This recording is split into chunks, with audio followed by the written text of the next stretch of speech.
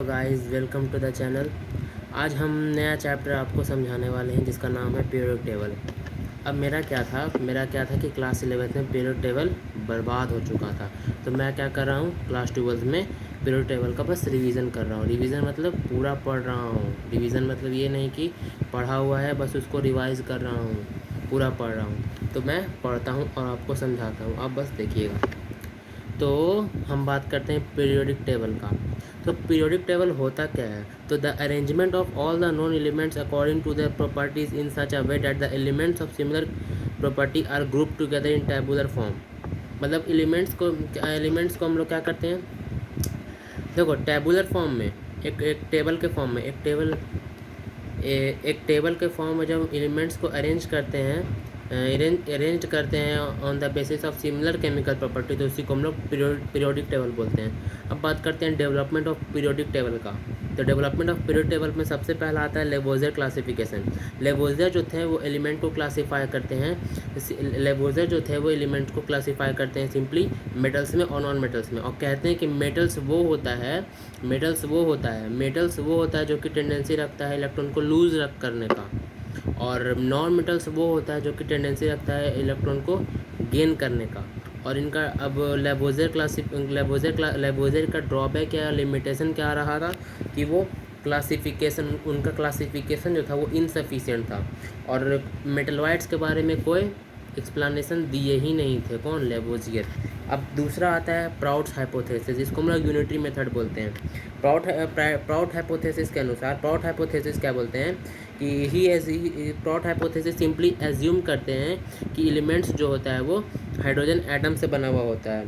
Element जो होता है वो हाइड्रोजन एटम से बना हुआ होता है। उनके अनुसार, प्राउड्स के अनुसार जो एटॉमिक वेट होता है एलिमेंट का, वो n into atomic weight of one hydrogen atom होता है। जहाँ पर एटॉमिक वेट हाइड्रोजन का क्या होता है? 1 होता है। मतलब कहने का मतलब ये है कि जो एलिमेंट का एटॉमिक वेट होगा वो हाइड्रोजन के atomic weight of one hydrogen atom से, मतलब जितना हाइड्रोजन एटम है उसके एटॉमिक वेट, मतलब जितना हाइड्रोजन एटम है उसको इंटू कर दे, हमको एटॉमिक वेट मिल जाएगा एलिमेंट का। जहाँ पर ठीक, आप दे दीजिए ना ले जाके, आप दे दीजिए ना ले जाके।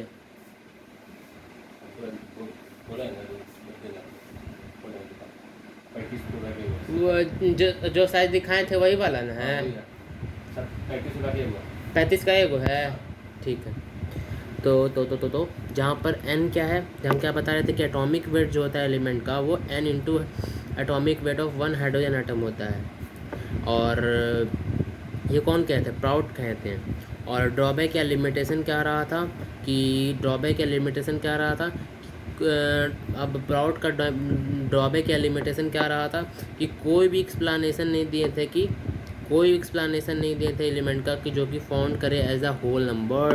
नहीं समझ में आया ना? No explanation about the elements who were found as whole number. कोई भी एक्सप्लेनेशन नहीं किए अबाउट द एलिमेंट जो कि होल नंबर में पाया जाता है। जैसे एग्जांपल क्लोरीन का एटॉमिक वेट कितना होता है? 35.5 होता है। अब क्या बोलें, प्राउड क्या बोलें कि सिंपली एज्यूम किए कि और सभी एलिमेंट जो होता है वो हाइड्रोजन से बना होता है। तो अगर हमको हाइड्रोजन से बनाया रहता है तो 35 को तो हम बना देंगे। अब आधा कैसे बनाएंगे? आधा हाइड्रोजन बनाएंगे तो नहीं हो सकता है। वह स्ट्रोंटियम का ही देखो, स्ट्रोंटियम का एटॉमिक वेट होता है 87.6 होता है। तो उनके अकॉर्डिंग एटॉमिक वेट होता है हाइड्रोजन का 1। तो हमको जब बनाना होगा तो हम 0.6 का अलग कैसे हाइड्रोजन बनाएंगे? नहीं बना सकते हैं। और दूसरा ड्रॉबैक या लिमिटेशन क्या था कि हर एक एलिमेंट का नॉट बी फॉर्म्ड, हर एक एलिमेंट हाइड्रोजन से बना हुआ नहीं होता है। देखो आज हम पढ़ते हैं कि हर एक एलिमेंट हाइड्रोजन से बना हुआ नहीं होता है, इनका यह ड्रॉबैक था।